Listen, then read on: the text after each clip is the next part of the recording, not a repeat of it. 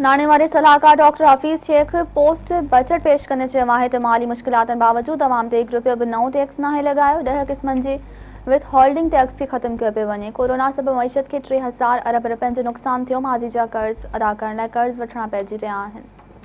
इस्लामाबाद में post budget press conference कंदे नाणे वारे सलाहकार डॉक्टर हफ़ीज़ शेख ॿुधायो त गुज़िरियल 9 महीननि में हुकूमत वॾियूं कामयाबियूं हासिल कई, पर कोरोना वायरस सॼी दुनिया में तबाही मचाए छॾी। कोरोना खां अॻु टैक्स ओगाड़ी में 17% वाधि थी हुई। कोरोना सबबि मईशत खे 3000 अरब रुपयनि जो नुक़सान थियो आहे। पूरी दुनिया जूं मईशतूं कोरोना सबबि मुतासिर थियूं आहिनि। कोरोना को बहानो न पर हिकु हक़ीक़त आहे। डॉक्टर हफ़ीज़ शेख चयो त आलमी मालियाती इदारनि हुकूमती कारकर्दगी खे साराहियो आहे। हुकूमत स्टेट बैंक खां को बि कर्ज़ नाहे वरितो, न वरी कंहिं इदारे खे का ग्रांट ॾिनी।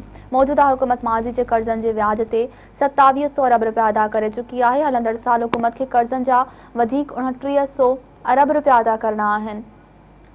हुन वधीक चयो त सूबनि खे अदायगी खां पोइ वफ़ाक़ वटि 2000 अरब रुपया हूंदा। हुकूमत जे कोशिश आहे त जेतिरो फ़ाइदो अवाम खे ॾेई सघिजे उहो ॾिनो वञे। हुकूमत ख़र्च घटाइण लाइ वॾा फ़ैसिला कया आहिनि।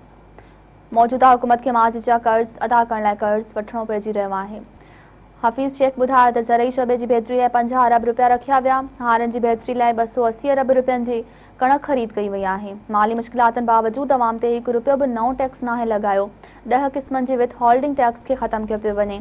माज़ी जे कर्ज़नि खे घटाइण असांजे वस जी ॻाल्हि नाहे। कर्ज़ न हुजण हां त एहसास प्रोग्राम खे विहों ते वधाए वञूं हां।